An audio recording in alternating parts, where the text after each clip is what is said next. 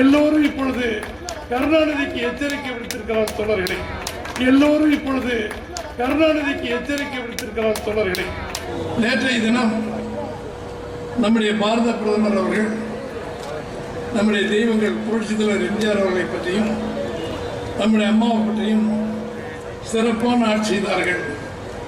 அவர்கள் இல்லாமல் தமிழ்நாடு இல்லை, தமிழ்நாடு இல்லாமல் அவர்கள் இல்லை அப்படின்னு சொல்லி பிரதமர் மோடி அவர்கள் பாராட்டினார்கள். உள்ளபடியே அதை நாம் பாராட்ட வேண்டும். அவருக்கு சில சரியான செயலை அவர் செய்திருக்கிறார் என்று நாம் நினைக்கிறோம். ஆனால் அப்படி பாராட்டுகின்ற பொழுது அடுத்த முதலமைச்சராக இருந்து 4 வருடம் 3 மாதம் ஆட்சி செய்த மாண்புமிகு எடப்பாடியார் அவர்களை பாராட்டி இருந்தால் சரியான அளவுகோலாக இருக்கும். இல்லைன்னா தவறுனா அவர் ஆட்சி சரியில்லைன்னு சொல்லியிருக்கேன். சரியில்லைன்னு சொன்னாக்கா நம்முடைய எடப்பாடியார் காலத்தில் என்னென்ன பாராட்டி இருக்கிறார் நம்முடைய மாண்புமிகு எடப்பாடியாரை நரேந்திர மோடி அவர்கள் எப்படியெல்லாம் பாராட்டினார்கள் என்பதற்கு பல ஆதாரங்கள் நம்மிடம் இருக்கிறது.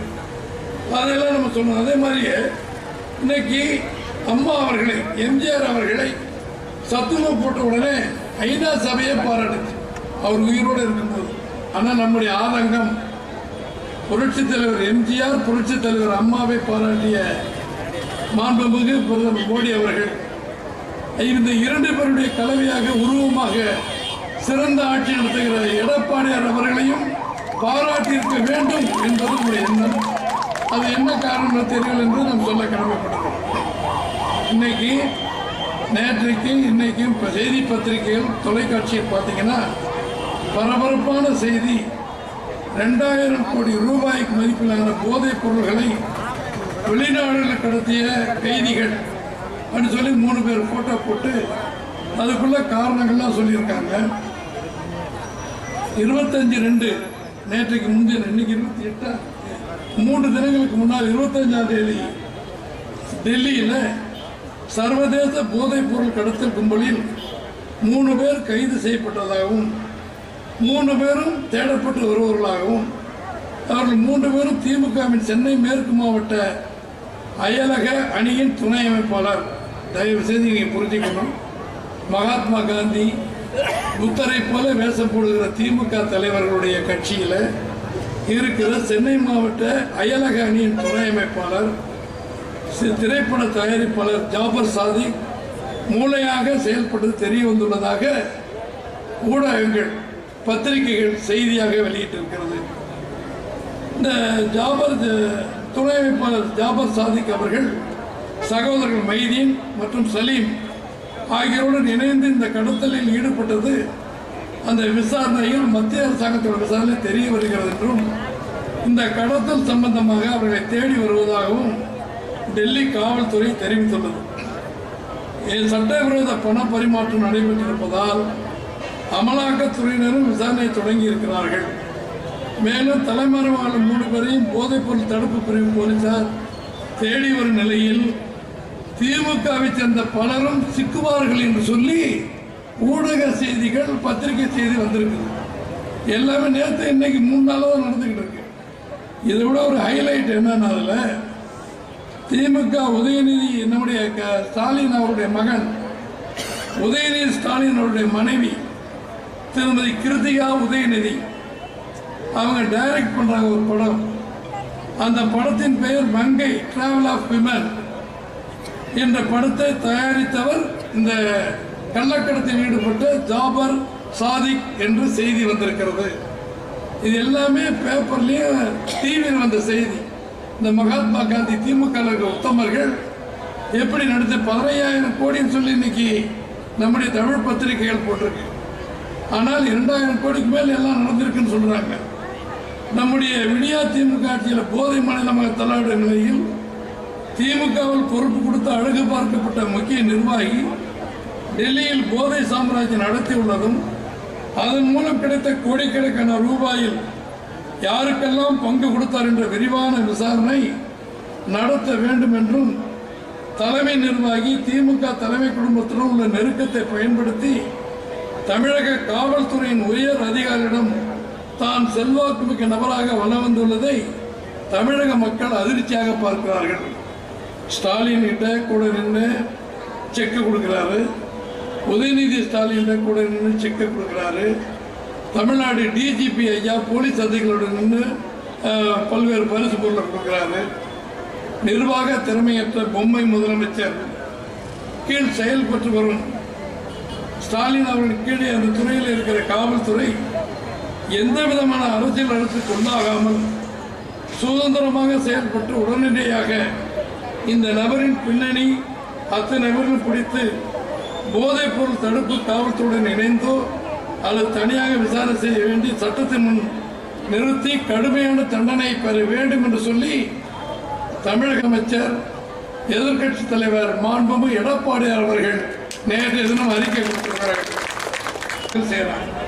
உடனே சென்னையில் இருக்க உயர்நீதிமன்றம் அவங்களை விசாரிக்க வேண்டாம் அப்படின்னு சொல்லி அதுக்கு தடை உத்தரவு கொடுக்குறாங்க.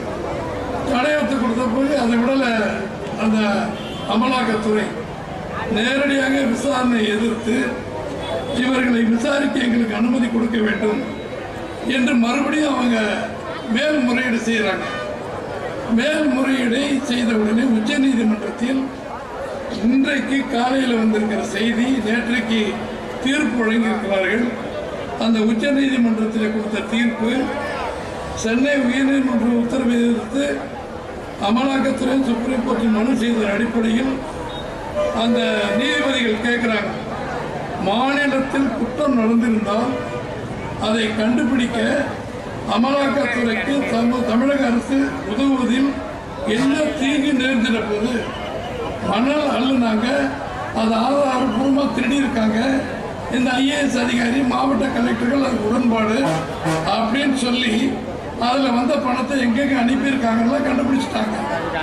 அதை பிடிச்சி விசாரிக்கணும், அது விசாரிக்க கூடாதுன்னு சொல்லி ஸ்டாலின் வழக்கு போட்டிருப்பதில் என்ன நியாயம் இருக்குது எனக்கு தெரியல. சுப்ரீம் கோர்ட் டெல்லி கோர்ட் கேட்குறாங்க, நேராக விசாரித்து போய் சொல்ல வேண்டியதானே, எங்களுக்கு இதுக்கு சம்பந்தம் இல்லை, அவங்க யார் தப்பு நடந்திருந்தோ நாங்கள்லாம் அவங்களை பிடிச்சி நடவடிக்கை எடுப்போம், மணல் திருடியவர்கள் மீது நடவடிக்கை எடுப்போம்னு சொன்னால் தப்பு இல்லை.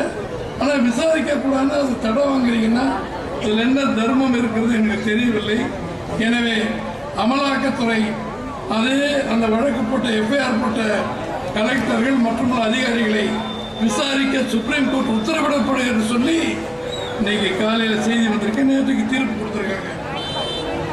எங்கே கொண்டு வச்சுக்கிறது முகத்தின்னு பாருங்க. தமிழ்நாடு எவ்வளோ கேவலமாக போயிட்டு இருப்பாருங்க. நீதியின் மறுவுருவமாக, நேர்மையின் மறுவுருவமாக இருக்கின்ற ஸ்டாலின் என்று சொல்லுகிற ஸ்டாலின் அவர்கள் அரசு அதிகாரிகளை காப்பாற்ற வேண்டிய அவசியம் என்ன? யார் தப்பு செஞ்சாலும் தண்டனை அவர்களுக்கு கோர்ட்டு கொடுக்கணும்னு சொல்லியிருக்கணும்.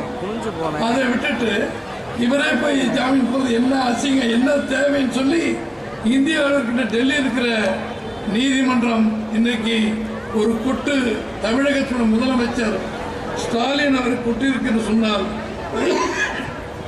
இந்த தமிழ்நாடு எவ்வளவு கேவலமாக இருக்கிறது என்பதற்கு ஒருவானை சோற்றுக்கு உங்களுக்கு ஒரு சோறு பதம். அந்த இதய தெய்வத்தில் அம்மா உயிரோடு இருக்கும்பொழுது, முதலமைச்சராக இருக்கும் பொழுது அவர்கள் எங்களை அமைச்சராக்கிய உடனே நான் முதல் கோரிக்கையே, அம்மா திண்டுக்கல் மாவட்டத்திற்கு ஒரு நல்ல மருத்துவமனை வேண்டுமான். உடனே அவங்க ஐஏஎஸ் ஆஃபீஸரை கூப்பிட்டு உடனே அதை செஞ்சிருக்கேன். அந்த உத்தரவு போட்டு நடந்து வரும்பொழுது தெய்வம் நம்மளோடு இல்லை, இறந்துட்டாங்க.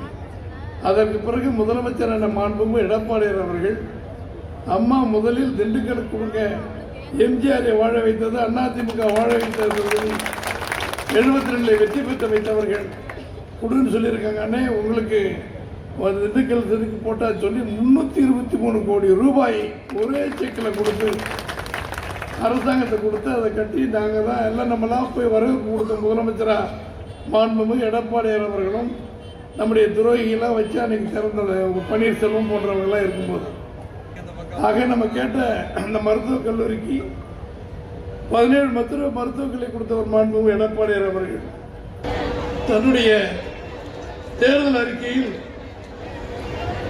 மதுவிலக்கை ரத்து செய்வோம் சொன்னார். ஆனால் நேற்றைக்கு முன்தினம் நம்முடைய சென்னை பீச்சில், மெரினா பீச்சில் பஞ்சு மிட்டாய் வித்திருந்தவங்களை போய் பிடிச்சி அதில் ஏதோ ரசாயனம் கலந்துருக்கான்னு பார்க்கும்போது அதில் புற்றுநோய் வருகிற ஒரு சூழ்நிலை ரசாயனம் இருக்கு அப்படின்னு சொல்லி பஞ்சு மிட்டாய் தமிழ்நாட்டில் எங்கேயும் விற்கக்கூடாதுன்னு ஒரு தடை உத்தரவு போடுறாங்க. அது பாராட்டப்படக்கூடியதுதான். ஆனால் மதுவிலக்கை ரத்து செய்வோம் என்று சொல்லி தன்னுடைய தேர்தல் வாக்குறுதி கொடுத்த ஸ்டாலின் அவர்கள் அந்த மதுவினால் ஏற்படும் தீமைகள், உயிருக்கே ஆபத்தான உயிர்கொல்லி மதுவை, அந்த மதுவை ஏன் வேண்டாம் என்று தடை செய்யாமல் நடத்துகிறார் என்பதை ஸ்டாலின் தான் பதில் சொல்லணும். பொதுமக்களாக நீங்கள் இதை கேட்டுக்கணும். ஒரு பஞ்சு மிட்டாயினால குஷ்டரோகம் வரும் என்று சொன்னால், கேன்சர் வியாதி வருது என்று சொன்னால், இந்த குடிப்பதன் மூலமாக எவ்வளவு உயிர்கள் பாதிக்கப்படுகிறது என்பதால் மதுவிலக்கே இருக்கக்கூடாதுன்னு செய்திருக்கலாமே. அது செய்யாமல் இப்படி செய்கிறாரு. அது சட்டசபையில் கவன ஈர்ப்பு தீர்மானம் கொடுக்கப்பட்டிருக்கு. அது அடுத்து சட்டசபையில் வரும்போது தான் அது நமக்கு தெரியும். ஏற்கனவே இந்த அழகிரி என்பவர் அந்த தலைவர் பதவியிலிருந்து போயிருக்கிறாரு. இனி இப்போ புதுசாக செல்வப்பிரதின்னு ஒருவர் வந்திருக்காரு. எத்தனை சீட்டு கொடுக்குறாங்க, எப்போ சேர போகிறாங்கன்னு தெரியல. சேரட்டும், அதை பற்றி பிரச்சனை இல்லை. அதிமுகவை பொறுத்தவரை எங்களை நம்பி வருகிறவர்கள், நாங்கள் முதலமைச்சராக அதிமுக கழகம் ஆட்சியை பிடிக்க வேண்டும், எடப்பாடி தலைமையேற்று வருகிறவர்கள் வரட்டும் என்று சொல்லி நம்முடைய மாண்புமிகு முதலமைச்சராக இருந்த எதிர்கட்சி தலைவர் மாண்பு எடப்பாடி அவர்களும் நாளைய முதலமைச்சராக வர இருக்கின்ற மாண்புமிகு எடப்பாடி அவர்கள் அறிவித்திருக்கிறார்கள். 500 ஓட்டு, 1000 ஓட்டு, 5000 ஓட்டு, மொத்தம் 45 இடங்களில் அதிமுக குறைந்த ஓட்டுகளில் தோற்றுக்கு சொன்னால் அதற்கு காரணம் தபால் ஓட்டு போட்ட அரசு அதிகாரிகள், ஆசிரியர்களாகிய நாங்கள் தான். எனவே திமுக கழகத்தின் வாக்குறுதியில் 520 வாக்குறுதியிலே சொன்ன எங்களுக்கு கொடுக்க வேண்டிய பென்ஷன் திட்டங்கள், வேலை உறுதி திட்டங்கள், நிரந்தரமாக்குதல் அத்தனையும் நீங்கள் எங்களுக்கு சரி செய்ய வேண்டும். இல்லை என்றால் வருகிற நாடாளுமன்ற தேர்தல், 26 நடைபெறுகிற சட்டமன்ற தேர்தலில் எங்கள் சக்தி என்னவென்று பார்த்துக் கொள்ளுங்கள் சொல்லி எல்லோரும் இப்பொழுது கருணாநிதிக்கு எச்சரிக்கை விடுத்திருக்கிறார். தோழர்களே, தயவு செய்து நீங்கள் சிந்தித்து பார்க்க வேண்டும் சொல்லிக் கொண்டிருக்கிறார்கள். தோழர்களே, ஒன்றை மட்டும் நீங்க மறந்துடாதீங்க. புரட்சி தலைவர் எம்ஜிஆர் 72 எங்க கட்சி ஆரம்பிச்சப்போ மத்திய பிரதமராக இருந்தவர் அன்னை இந்திரா காந்தி, தமிழகத்தினுடைய முதலமைச்சராக இருந்தவர் கலைஞர் கருணாநிதி அவர்கள்.